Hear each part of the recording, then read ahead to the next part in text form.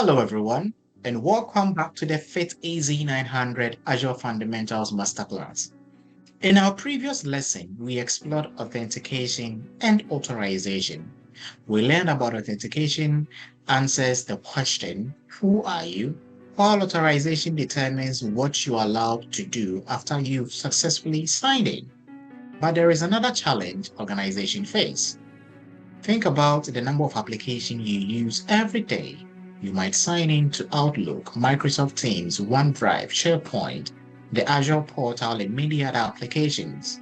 Imagine having to enter your username and password separately for every one of those services. Not only would it be frustrating, but it could also encourage poor security habits such as reusing passwords or writing them down. Microsoft Entra ID solves these challenges with features like single sign-on, multi-factor authentication, and passwordless authentication. Single sign-on allows users to sign in once and securely access multiple applications. Multi-factor authentication adds an extra layer of security by requiring more than just a password. Passwordless authentication takes security one step further by allowing users to sign in without using traditional passwords at all. In today's lesson, we will explore how these technologies improve both security and user experience in Microsoft Azure. Remember, you've got to understand first, practice second, and conveniently master both. Let's get started.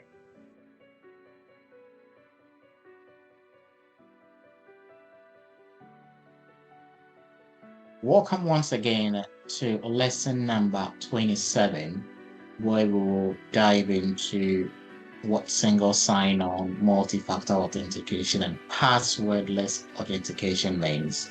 So that is essentially what we'll be doing in this lesson. So I want you to just take your time, follow along whilst we try to understand these concepts. So there is an actual problem. So imagine signing into Outlook, Teams, OneDrive, Azure portal, SharePoint, and you need one password for each application. And this can be quite frustrating. So we need a solution to this particular problem. And we know that it will be inconvenient and difficult to manage. So we need to look at single sign-on and what it means, SSO. So you just sign in once, then you have access to multiple applications without signing in again. So if you've got a Microsoft 365 account, once you sign into the account, you'll be able to use Word, you'll be able to use Excel, you'll be able to use PowerPoint, Outlook, Teams, OneDrive, without having to sign into each of the applications. So that's the beauty of this. So one login, many apps, and that's essentially what this means. So we've got a scenario here. So Fifi and Fifi are signing in once, and I'm able to use Outlook, I'm able to use my Microsoft Teams, I'm able to use my Azure portal, and I'm also able to use my OneDrive and my SharePoint site. So there is no requirement for me to keep signing in every now and then that I need to use a particular application. So no additional sign-ins required. So single sign-on. You sign in once, then you have access to everything. So that should be very simple, and it comes with its own benefit. So we have better user experience, fewer passwords, increased productivity, then centralized identity management. And this has been made possible by Microsoft Entra ID.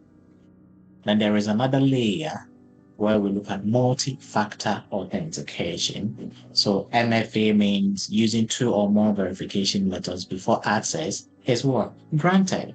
So if you're not doing that, if you don't have an authentication tool on your system, on your phone, please get that.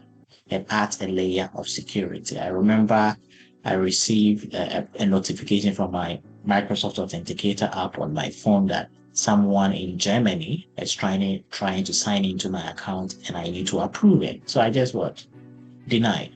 And that's it. My account is protected. So authentication factors include something you know, which can be your password, something you have, mobile phone, so you can know my password. But if you don't have my mobile phone to approve the sign-in, then it blocks it. And something you are, which is your fingerprint or facial recognition. So most of our iPhones and our Android, we can use facial recognition to sign in. So that's another layer of security. Then let's look at a scenario. So I enter my password. Now I need to receive Microsoft Authenticator notification to approve the sign-in, then access is granted. So having the password is not enough to gain access to any of my accounts. You will need the authenticator notification, which is on my phone. That is something I have, which you don't.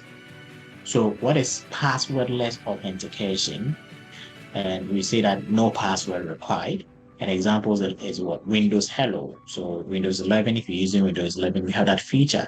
So once you type your maybe your PIN for your Windows system, once you go onto a website, you just type the PIN automatically, it puts in the password, memorize it.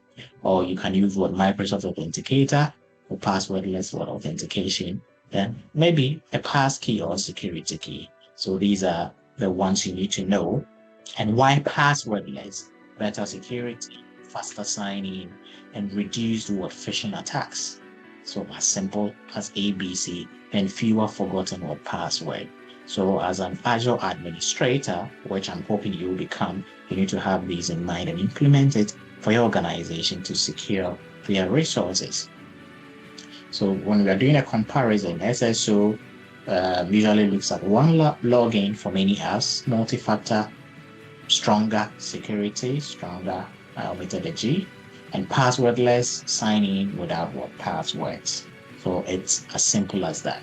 So let's look at an AZ-900 thinking moment.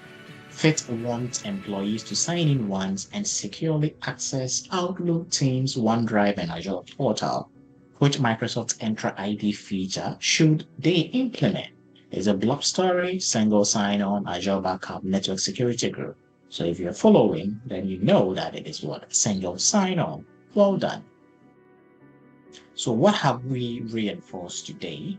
So we've looked at SSO improving productivity, MFA improves security, and passwordless improves both security and convenience. So if you've not taken anything at all in this lesson, try to get the Microsoft Authenticator app or any authenticator app that you think will be useful. But I will recommend the Microsoft Authenticator app, and all your account, just connect it to it so that at least it gives you another level of security.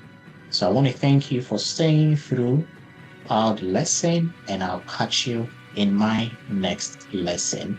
And please, if you've not subscribed, kindly do so. Share, comment. It helps my YouTube channel grow. And get in touch if you need personalized one-on-one coaching. God bless. Bye-bye for now.